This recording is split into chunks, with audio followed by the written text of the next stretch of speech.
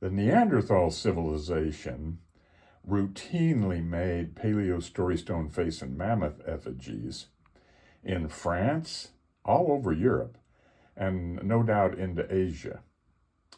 And this is an outstanding Paleo Story Stone face and mammoth effigy of Neanderthal origin. This comes from Monsac, France. And Monsac, France, the effigies there and all the flint really that comes from that region is of high quality. We have high quality flint, and the workmanship and creativity that went into these Paleo Story Stone effigies, I think, may shed some new light on how sophisticated our Neanderthal brethren were. And the Monsac region is an interesting area because it's surrounded by famous Neanderthal sites. One is a site called La Chapelle-aux-Saints in southwest France, not far from Monsac, which is a famous Neanderthal burial site. There were caves all over that region, and in fact, just above Monsac, there were, just out on the hilltops, there were caves that existed there that were inhabited by Neanderthal. However, those caves were mainly destroyed in the 20th century when people went in there to mine rock for building material. And most of those caves do not exist today, but they did exist before the 20th century. What we have here is just an outstanding Paleo Story Stone face and mammoth effigy, very well executed. This is the eye of the face, of the older face, with the big nose and the open mouth right there, facing off to the right. And they napped this in 3D, in bas-relief. So they left a lot of the cortex on the stone to image the hair on top of the head and down the back of the face. Just outstanding workmanship, really. And then the younger face with the pointed nose over here and the eye here and the mouth down here is looking off now to the left. And the hair is on top of his head and drapes over a little bit over his forehead there. Just really outstanding facial imagery on this really outstanding Neanderthal Paleo Story Stone face and mammoth effigy. Then when you hold it this way, now we have the little baby mammoth with its little baby trunk off to the lower right, that little appendage that we see all the time. Now that's the baby mammoth or the juvenile mammoth facing off to the right. And then when we hold it this way, now we have the mature mammoth with the hair and the hair coming down its back, mature mammoth facing off to the left. And when we turn this over, we can see that this was Monsac. The artifact dealer I acquired this from is in France, and he specializes again in Neanderthal artifacts. And these artifacts that I acquired came from a collection with great provenance. This collection was assembled in the early 1960s, and I was very fortunate to come upon these. What we have now is a baby mammoth with its little trunk off to the left. Very good image of a baby mammoth with its little trunk off to the left. When we turn it over, now we have just an outstanding.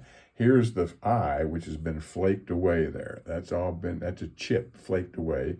And we have a mature mammoth now facing off to the right. What a great image of a mature mammoth facing off to the right with the big sweeping trunk and the hair tuft above the head. Just outstanding. And we turn it this way. Now we have the older face with the big nose over here and the open mouth down below facing off to the right, using this as the eye again. And we have the younger face with this more pointed nose here and this eye again facing off to the left. So the older face, kind of hook-nosed with the open mouth down below, facing off to the right with this is its eye, and the younger face facing off to the left. Really good imagery there on faces as well as mammoths. And this site is well patinated here as well. Now, I believe there may be one more interesting aspect to these Paleo Story Stones from Monsac. They are close to La Chapelle-aux-Saints, which is a famous Neanderthal burial site. We know that there were Neanderthal caves above Monsac that are no longer in existence. I believe that these are burial offerings that were placed with the dead in Neanderthal graves. And the reason why I say that, and of course not all story stones, in fact the majority of story stones I would argue are not burial items. Some are, but they were made, I think, mainly to honor and worship the mammoth. And there was a mammoth cult or mammoth tradition worldwide that spanned 2 million years, all the way back to Homo habilis. So, but I think these were burial offerings for the Neanderthal. I think they were included as a grave good. And the reason why I say it is, not only have I specialized in early man in the Americas for the last 40 years, but I've also specialized a great deal into the Maya and Olmec civilizations of Mesoamerica and southern Mexico. And I collected some terracotta or clay plates and pots over the years. And one way to determine the amount of restoration on a clay pot is to basically just spray it with a little water. If the paint is stable, the ancient paint is stable on the pot or the plate, water won't hurt it at all. So you can spray a little water on the clay, and then the modern clay, if it was restored, would dry differently than the ancient clay. And that's one technique that I used in determining the amount of restoration, if any, because collectors want to stay away from pieces that are restored over 10%. Now, repair is no problem because most of the plates and pots are broken and have to be pieced back together. That's just repair. But if new clay has been added or new paint has been added, then that can be problematic for the collector base. Collectors don't want pieces that are more than 10% restored. And when you spray them with water, they have a very distinct tomb smell. They have quite an odor, quite a stench, because remember, all the Maya and Olmec pottery were found in tombs. They were found in Maya tombs and Olmec tombs. So they have a distinctive stench to them.